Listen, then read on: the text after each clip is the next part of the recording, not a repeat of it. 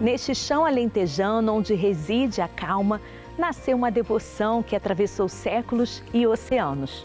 Tudo começou com a história de um pastor e uma vaca caída numa cova. Uma história conduzida pela Virgem Maria. No episódio de hoje, vamos conhecer um santuário onde a simplicidade toca o sagrado e no qual a Mãe de Deus continua a defender os que nela confiam. Nossa Senhora de Brotas, Concelho de Mora, na Arquidiocese de Évora.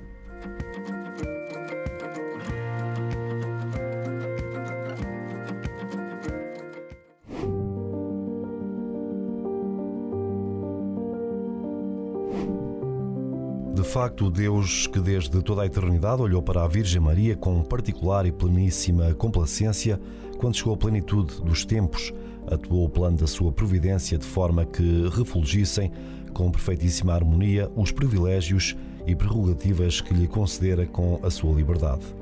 Nestes nossos tempos, refulgiu com luz mais clara o privilégio da Assunção corpórea da Mãe de Deus.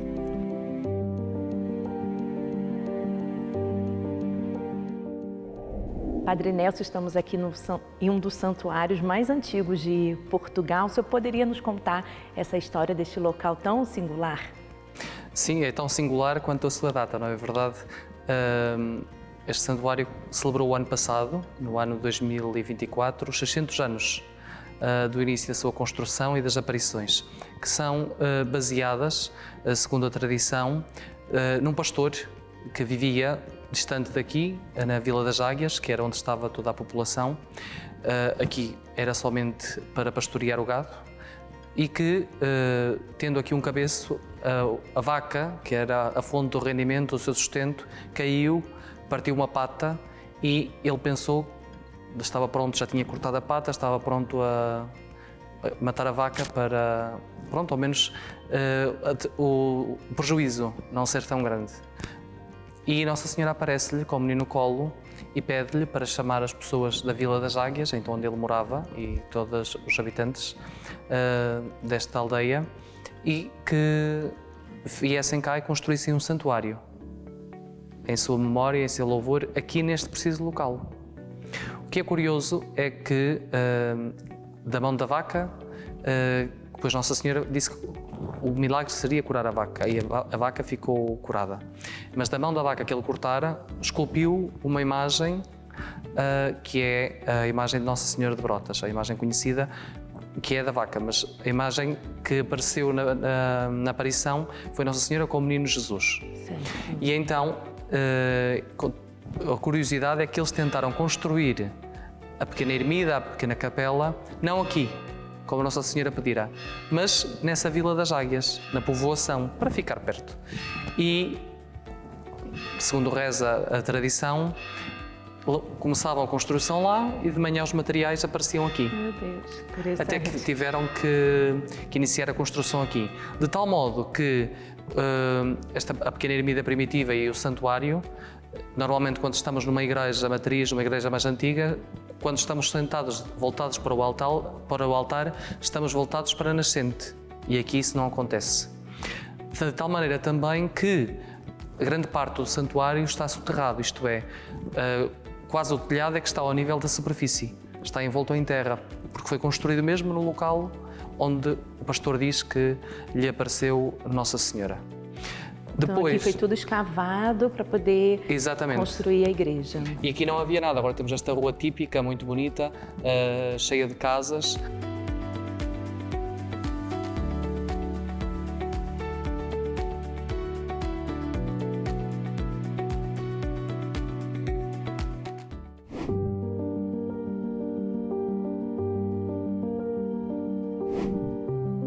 Quando se definiu solenemente que a Virgem Maria, Mãe de Deus, foi imune desde a sua concepção de toda a mancha, logo os corações dos fiéis conceberam uma mais viva esperança de que, em breve, o Supremo Magistério da Igreja definiria também o dogma da Assunção corpórea da Virgem Maria ao céu.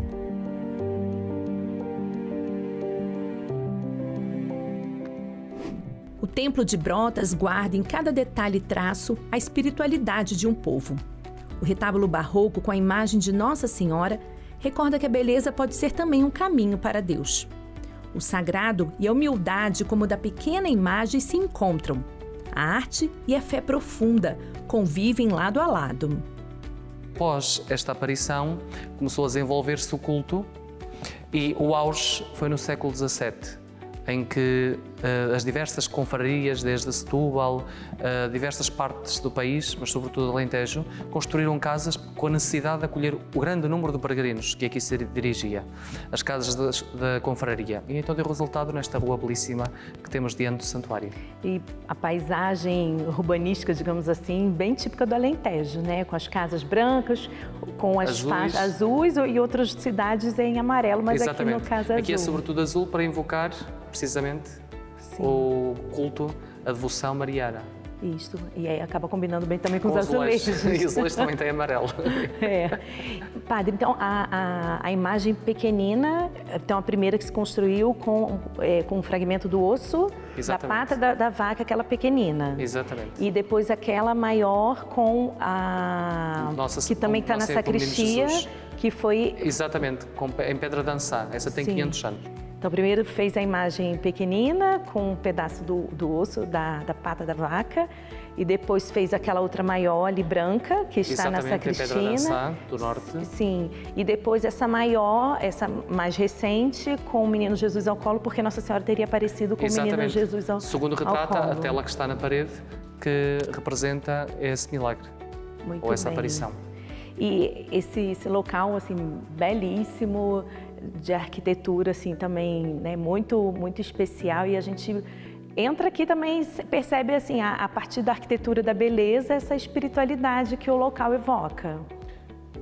Todo este local, como toda a história da aparição, fala de ternura da mãe para com os seus filhos. Um pastor simples, um pastor do povo, não é? Entre os seus iguais, necessitado, no momento de aflição, em que lhe traz uma mensagem de esperança. É assim toda a mensagem do Evangelho, é assim toda a mensagem do cristianismo, toda a mensagem do ser igreja. Por isso, dirigir-se a esta igreja, dirigir-se a este local, prestar este preito de louvor e de culto, é ir por Maria a Jesus, mas é celebrar precisamente esta proteção que a mãe traz, esta esperança que é o seu filho junto de nós. Como eu costumo dizer, é a esperança dos que não têm esperança.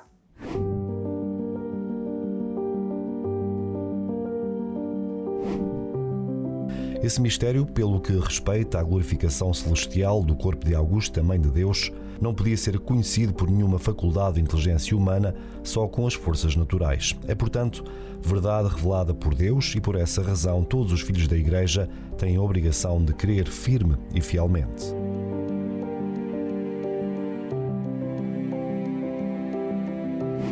No decorrer dos anos, as casas das confrarias erguidas ao longo da rua até a igreja acolhiam peregrinos que vinham a pé, em silêncio ou em louvor. Essa rua ainda guarda passos de promessas, memórias de milagres e curiosidades. E a outra curiosidade também, que havia aqui uma antiga olaria. Sim, existia duas, uma à direita e outra à esquerda. A da direita ainda se pode visitar, a da esquerda já não. Porque Brotas era uma terra conhecida pela olaria. Havia cerca, se eu não estou em erro, cerca de 400 oleiros. Hoje em dia já só há um em que a produção ainda é em grande parte manual. Por isso também ficam convidados, quem quiser, para visitar. E quando se comemora Nossa Senhora de Brotas? É sempre no segundo fim de semana de agosto. Tem os dias antes, que antecedem as comemorações, mas o dia em si, onde tem a procissão solene e a Eucaristia solene, é no segundo domingo de agosto. E Brotas é o nome dessa localidade? É o nome da localidade, a aparição deu o nome à localidade. Entendi, exatamente. Entendi. E também o senhor gostaria de fazer assim, né, algum apelo, não só para que as pessoas venham visitar, mas que também contribuam. Sim. Porque, né, uma igreja histórica assim não se faz uma reforma de qualquer jeito. É que precisa de especialistas. Exatamente. Estivemos a fazer um trabalho de restauro profundo. Estes dois altares já os restauramos. Agora queremos restaurar o altar do Santíssimo Sacramento. Todo o santuário precisa de obras. De facto, somos ricos em património, mas somos pobres na cintura económica. Uma paróquia pequena, por isso todos aqueles que convidamos a visitarem-nos, se puderem deixar um donativo, já vai o nosso agradecimento para eles.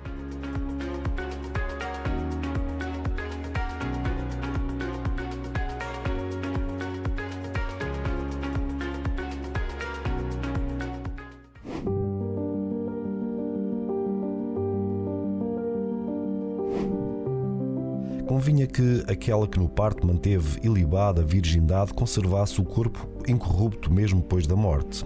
Convinha que aquela que trouxe ao seio o Criador encarnado habitasse entre os divinos tabernáculos. Convinha que morasse no tálamo celestial aquela que o Eterno Pai desposara.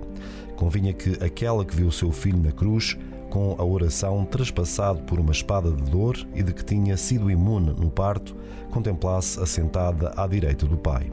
Convinha que a Mãe de Deus possuísse o que era do Filho e que fosse venerada por todas as criaturas como mãe e serva do mesmo Deus.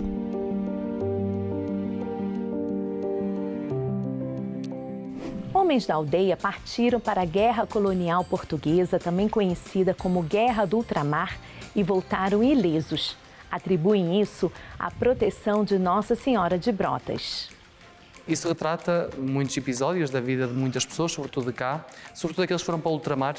Todos levaram uma estampa de Nossa Senhora de Brotas e a verdade é que voltaram todos sãos e salvos, sem qualquer trauma.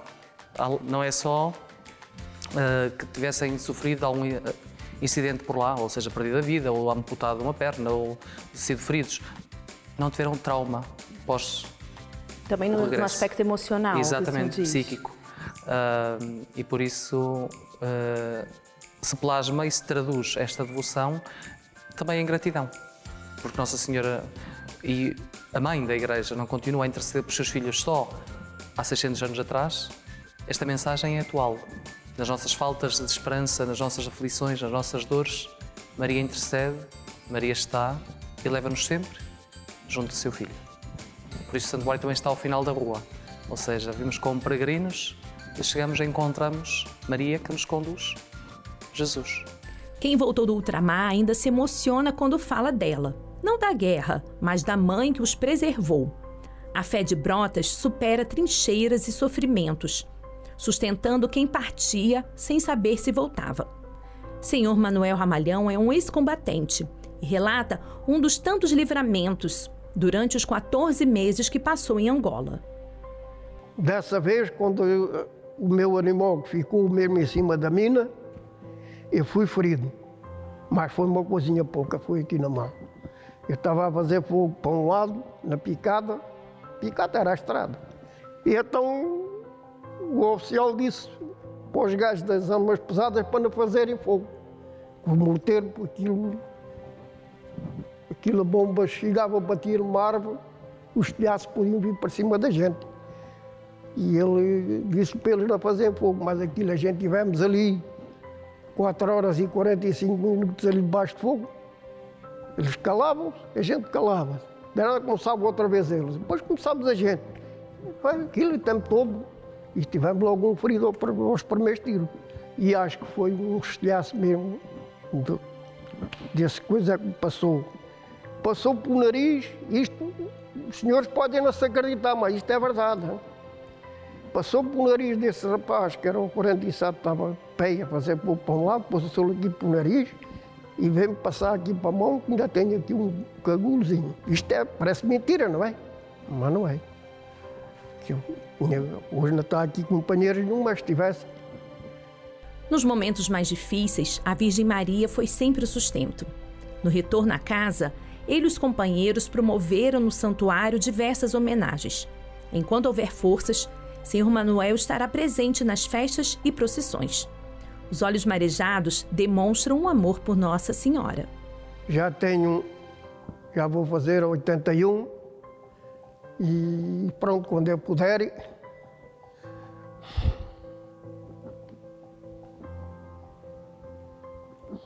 eu acompanhei para as festas.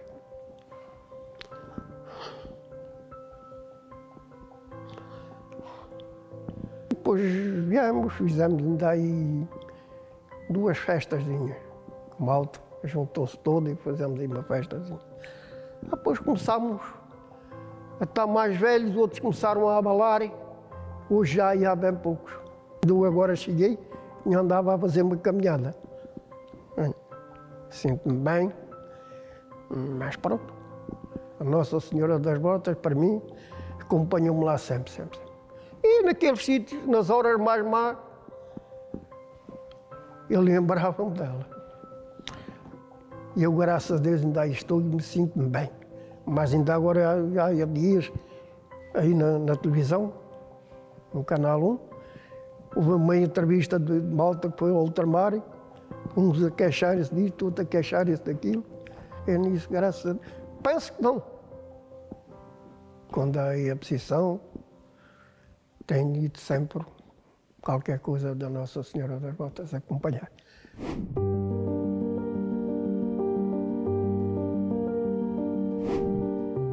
É de esperar também que todos os fiéis cresçam em amor para com a Mãe Celeste e que os corações de todos os que se gloriam de nome de cristãos se movam a desejar a união com o corpo místico de Jesus Cristo e que aumentem no amor para com ela que tem amor de mãe para com os membros do mesmo augusto corpo.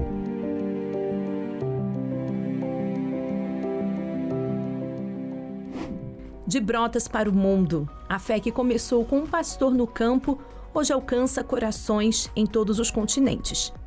Devoção antiga, mas sempre nova. Para muitos, é a lembrança viva das raízes e da segurança que nunca falta. Aqui mesmo dessa localidade, essa devoção foi ao Brasil, que no entanto também tem uma diocese chamada Brotas lá no Brasil, então que o senhor poderia comentar também dessa devoção além mar. Certamente foi levada por alguém de cá de Portugal que foi para lá. Como também temos na zona de Pedrógão Grande, também uma capela, cujo oráculo principal é Nossa Senhora de Brotas. A devoção mariana é como o Evangelho, não é? Ninguém ama aquilo que não conhece, mas a partir do momento que conhecemos e que vivemos esta dinâmica, é mais do que devoção, é amor, é relação. É como falar da nossa família, é como quando vamos a algum lado e falamos dos nossos pais, dos momentos que vivemos, da educação que tivemos. Certamente alguém que foi para o Brasil levou esta devoção, contou esta ternura que é esta aparição e encantou. E conquistou os corações de muitos pela sua devoção mariana também, e certamente foi assim que chegaram à edificação do santuário que lá existe e da própria diocese.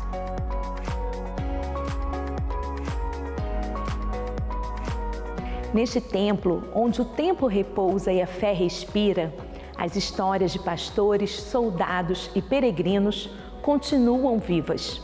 E Nossa Senhora de Brotas sempre a acolher, proteger e recordar que a esperança sempre vence, mesmo nos dias de batalha. Entre campos dourados e silêncios antigos, Brotas continua a ser abrigo, refúgio para corações que esperam, altar para quem caminha com fé. Na pedra e na história, uma presença que não se explica, apenas se sente. É Maria, mãe que guarda, que conduz, que sustenta. Das colheitas ao altar, dos combatentes às crianças, cada alma que passa por este lugar leva consigo algo invisível.